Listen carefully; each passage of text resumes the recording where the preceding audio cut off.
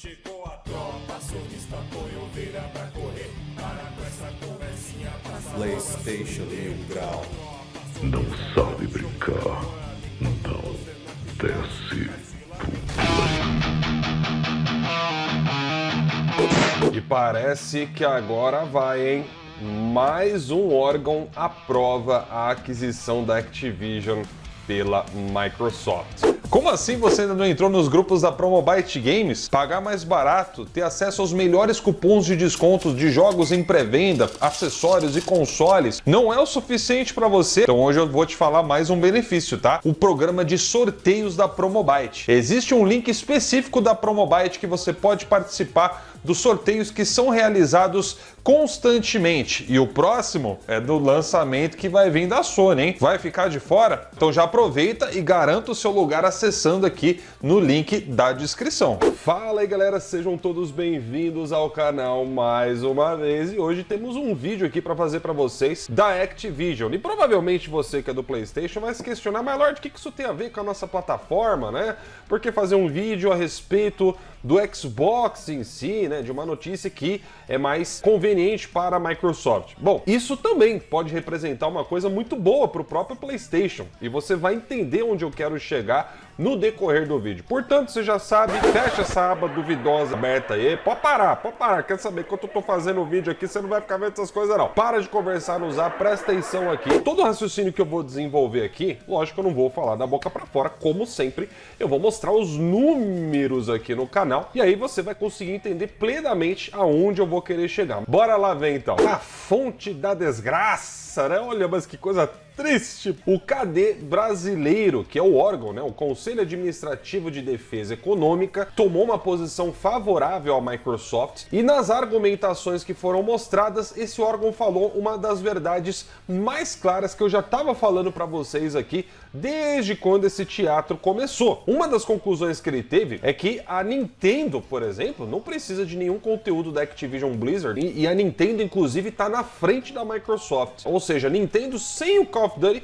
fica na frente dela, ela perde só para a Sony, enquanto que a Sony lidera o mercado há mais de 20 anos com vasta experiência no setor, maior base de usuários de consoles, robusto catálogo de jogos exclusivos e parcerias com outra marca, o que deve continuar independente da perda de Call of Duty e de outras franquias. Também tem um outro argumento muito bom que eles apresentam aqui. O órgão ele fala que ele acredita que o conteúdo exclusivo é muito importante para a competição no mercado de consoles e que esse é um dos principais fatores para o PlayStation e a Nintendo serem líderes. A gente tem aqui um veredito final por parte do órgão que faz toda essa análise econômica aí das empresas e eles chegaram a essa conclusão. Mano, a Sony tem uns exclusivos aí dela que fazem ela ganhar muito dinheiro, ser top de líder no mercado e fazem sim um grande diferencial. E essa é uma conclusão que desmente qualquer narrativa de qualquer canal de Xbox aí fora. Exclusivo faz diferença e não adianta você chorar, essa é a conclusão. Ponto final. Mas vocês me conhecem, eu não gosto só de deixar o bolo pronto. Eu gosto sempre de colocar aquela cobertura em si. Então vamos quebrar esse argumento de uma vez por todas no decorrer do vídeo. Mas antes, calma, né? Vamos primeiramente falar a respeito disso aqui. E você que é do PlayStation também,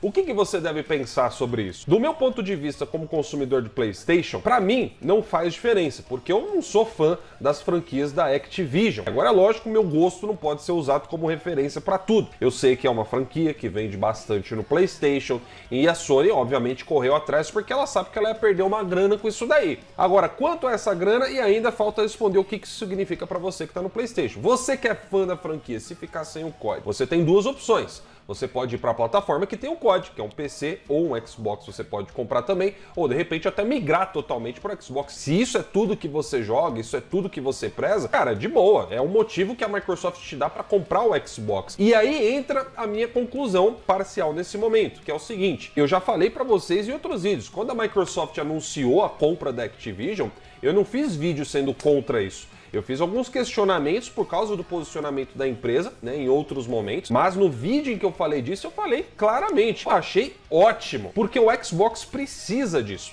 A Microsoft não tem jogo para bater de frente com aquilo que a Sony faz. A Microsoft tem no máximo algumas franquias aí, como por exemplo de corrida, que se salvam, que é onde a Sony não tem tanta diversidade. Que a Sony tem o Gran Turismo, que bate o Forza Motorsport tranquilamente, só que a Sony não tem um jogo de mundo aberto bacana, por exemplo, como Forza Horizon, né? Então nesse sentido a Microsoft ela é única. Quem compete com ela é Need for Speed e outros jogos que a gente vê no mercado. Então a line-up do Xbox é muito fraquinha. Pegar esses jogos da Activision e tornar exclusivos, na minha opinião, é o que a Microsoft deveria fazer. Pode olhar qualquer outro vídeo que eu falei desse assunto. Eu falei exatamente isso. É a chance de bombar o Xbox. É a chance de botar a competição à altura da Sony. E eu quero que isso aconteça. E agora eu vou explicar para vocês toda a minha argumentação, inclusive aquela cobertura, né? O último prego no caixão desse argumento de que exclusividade não faz diferença. Então, para falar isso aqui para vocês, galera, primeiro a gente tem que voltar lá na época do PlayStation 3. Se você não se lembra muito bem dessa história, o PlayStation 3 foi um console muito infeliz da Sony no seu lançamento. A concepção dele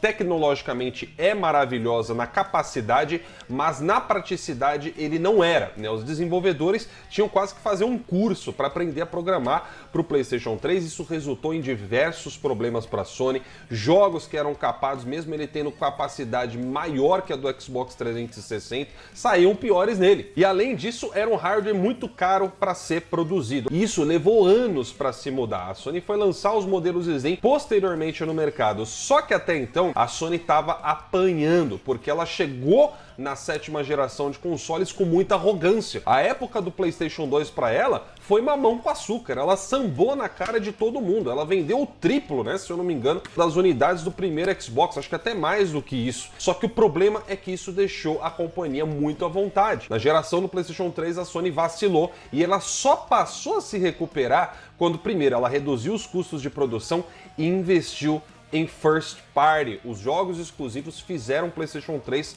dar a volta por cima que ele precisava. E a grande prova está lá no final da geração. O Xbox 360 estava na frente, dominando o mercado. A Sony foi lá e teve que rebolar e conseguiu vencer a Microsoft no final daquela corrida. Nos dias atuais, vamos ser sinceros, quando você olha para os jogos Xbox, quando você olha para os do PlayStation, você consegue falar que o PlayStation tem uma competição à altura? Porque na minha concepção, não tem. E olha que eu jogo os principais títulos do Xbox com uma qualidade melhor que qualquer cara com Xbox em casa aí. Pode inclusive ser até o Series X. E eu garanto para vocês, a última experiência verdadeiramente marcante que eu tive com os jogos da Microsoft foi no Gear 5, o último jogo que ela lançou com uma narrativa envolvente e com uma excelente qualidade técnica de produção.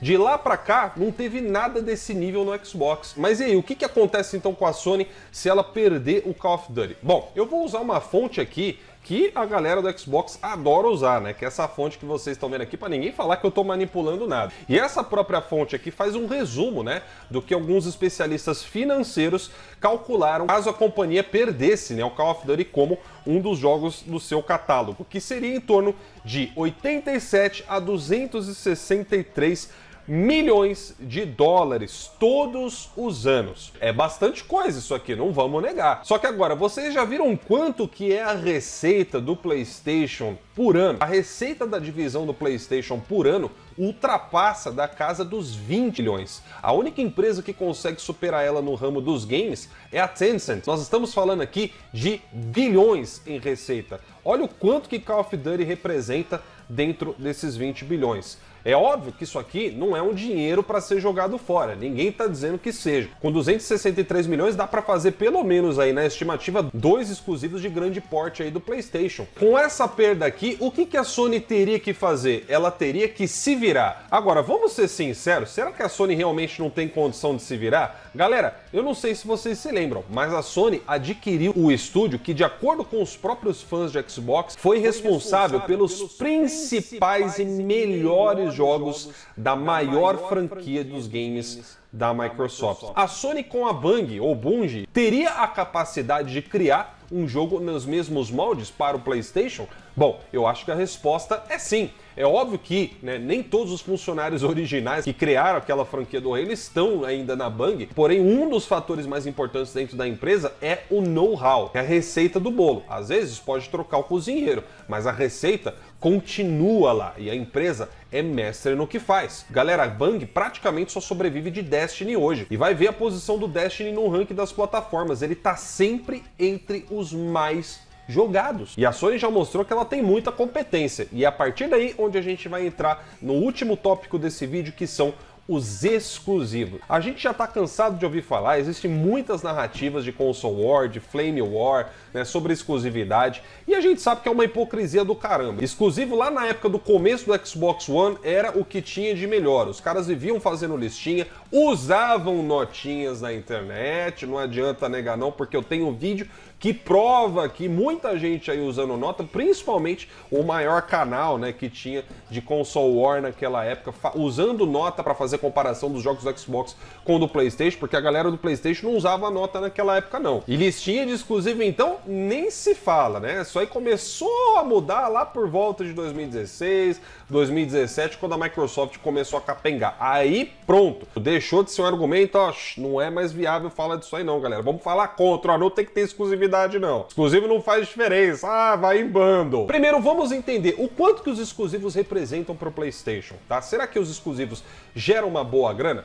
Bom, a resposta vocês podem encontrar nesse vídeo que eu fiz em 2020, mais precisamente em dezembro de 2020, quando a gente abordou uma notícia que tinha saído a respeito dos ex-funcionários da Sony que nos seus perfis profissionais da rede do LinkedIn revelaram o quanto que esses jogos faziam de dinheiro.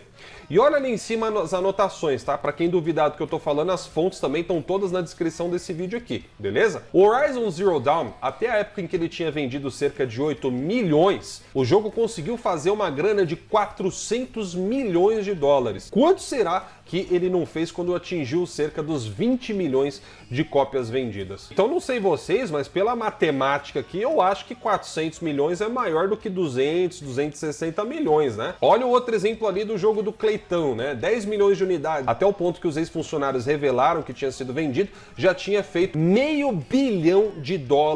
Lembrando, esse jogo, na atualidade, já chegou na casa dos seus 20 milhões só na plataforma do PlayStation. É praticamente o dobro da grana que está sendo falado aqui que a Sony perderia ali no máximo, né, da estimativa dos analistas. Então um jogo só já cobre aquilo ali e ainda sobra lucro. Também foi revelado que as franquias da Naughty Dog, as principais que vocês já conhecem, também ultrapassaram a casa dos 20 milhões, que com certeza fizeram o próximo ou até mais de $1 bilhão.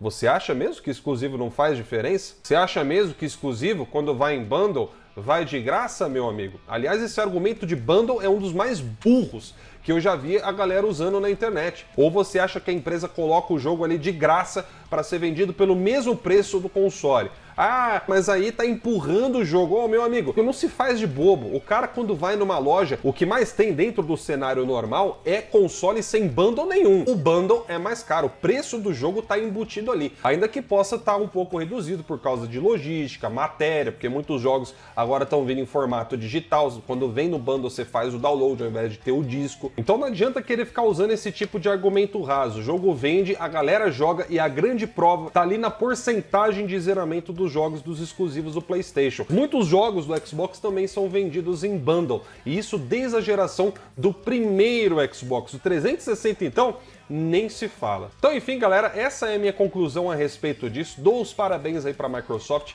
Torço de verdade para que isso aí se torne sim exclusivo. É historicamente comprovado que a Sony se motiva muito bem quando ela vê a água batendo no bumbum. E na minha opinião só vai fazer bem para uma competição mais sadia e mais equilibrada no mercado. Então é isso. Eu vou ficando por aqui. Se você gostou aí da opinião, não se esqueça de deixar o like no vídeo, se possível. Um grande abraço aí para todos vocês e até a próxima. Tchau, tchau.